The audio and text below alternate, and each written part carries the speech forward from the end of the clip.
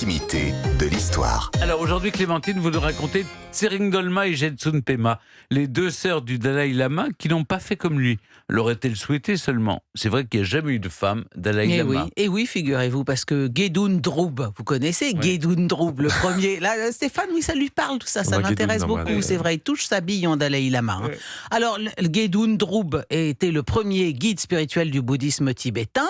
Il a vécu au XVe siècle, ce monsieur, entre 1391 et 1474. Et depuis lors, il se réincarne régulièrement et à chaque fois, il choisit des hommes pour se réincarner. Alors moi, je pense qu'il est plus que temps de dénoncer ce scandale sexiste, hein, n'est-ce pas Stéphane ? Alors, le dernier Dalai Lama, vous le connaissez bien, c'est Tenzin Gyatso. Il est né en 1935 et vous connaissez son numéro de Dalai Lama, Stéphane ? 67 Non, 67, il n'y a pas 67 générations depuis le 15e non, siècle. 69, non, il est 37. Là, vous mélangez tout, le 69 et le Dalai Lama. Je retire ce que j'ai dit, Stéphane ne touche pas sa bille en Dalai Lama. Vous savez, je passe pas mes soirées à compter les Dalai Lama. Pour m'endormir. Le premier, le deuxième, le troisième. Vous pourriez les compter pour vous endormir, oui. Alors, c'est le 14e, exactement, Stéphane. Alors, il a été intronisé le 22 février 1940, il avait 5 ans. Et quand l'actuel Dalai Lama avait 5 ans, sa sœur aînée Tsering Dolma en avait 21. Elle était la première d'une famille de 16 enfants, dont 7 seulement ont survécu jusqu'à l'âge adulte. Et c'était une femme étonnante, c'était une femme remarquable, Tsering Dolma. Bon, elle a eu une jeunesse...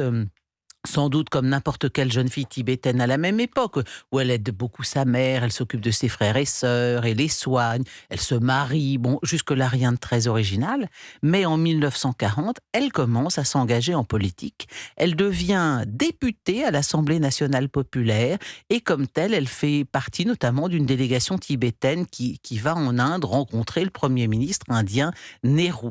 Et en 1954, quand le Dalai Lama se rend en Chine, elle est du voyage, et puis surtout, elle va être de cette espèce d'épopée extraordinaire, de ce départ de centaines, de dizaines de milliers de Tibétains qui ont fui le Tibet pour l'Inde, et par milliers, hein, ils sont partis, avec sa mère, elles se sont déguisées en hommes pour ne pas être arrêtées, et elles se sont installées, comme le Dalai Lama, à Dharamsala, ville du nord de l'Inde, surnommée depuis la Petite Lhasa, depuis que le Dalai Lama s'y réfugié, bien sûr. Et Tsering Dolma va se consacrer là essentiellement aux orphelins tibétains. Vous connaissez cette association Village d'enfants tibétains ? Moi, j'ai l'impression d'avoir toujours connu, l'avoir toujours entendu. Et bien, c'est Tsering Dolma qui a créé cette association. Au départ, il y avait une 50aine d'enfants, et 3 ans plus tard, il y en avait 1500.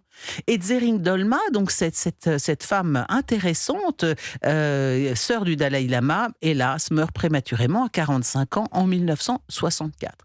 Qui prend alors le relais des villages d'enfants tibétains à Dharamsala ? L'autre sœur, Jetsun Pema. Jetsun Pema, qui elle est toujours en vie d'ailleurs, et pour le coup, elle va en assurer la direction de juin 64 à août 2006, donc pendant 32 ans, c'est l'autre petite sœur du Dalai Lama qui s'est occupée des enfants du Tibet.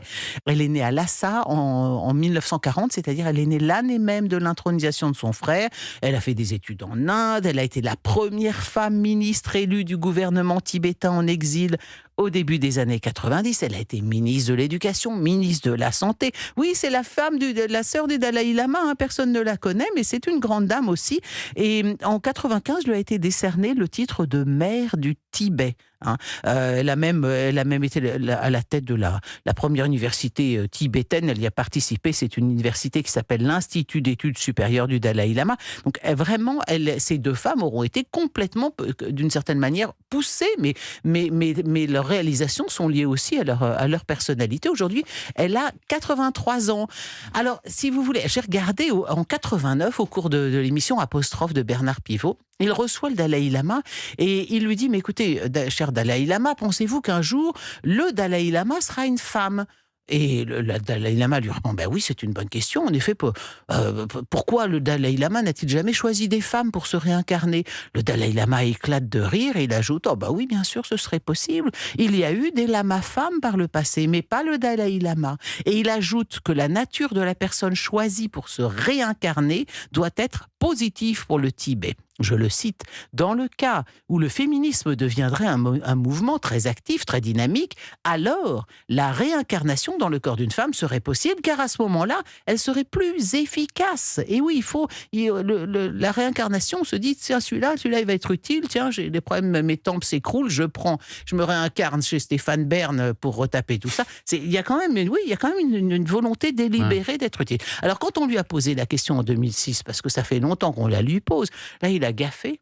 Et il a dit, il faudrait, oui, bien sûr, il peut se réincarner dans une femme, mais il faudrait qu'elle soit plus séduisante que moi. Oh là là, que n'avait-il pas dit, les féministes ont crié au sexisme. Bon, voilà, signe des temps. Enfin, écoutez, de toute façon, dites-vous bien que ça n'est pas lui qui choisit. Il n'a aucun pouvoir de décision. Non. C'est Guédoun Droub, depuis le fond des âges, qui choisit dans quel corps il se réincarnera. Donc, Guédoun, si tu nous écoutes, à ta prochaine réincarnation, il serait peut-être temps de choisir une femme, mais s'il te plaît, pas moi, parce que moi je suis trop vieille. Mais il faut une tibétaine. Oui, puis moi j'ai pas envie de quitter les studios d'Europe 1 pour Dharamsala, je suis très bien ici. Bon, ouais. Sinon, j'aurais peut-être pas dit non. Quand on a les chiffres médiamétrie sur ceux qui nous écoutent, on sait si Guédoun Droub nous écoute vraiment ou comment ça se passe exactement? Mais il nous écoute, Guédoun est partout, dites-vous bien ça. Oui. Dieu est en tout et tout est en Dieu. Merci beaucoup Clémentine Portier-Kaltenbach.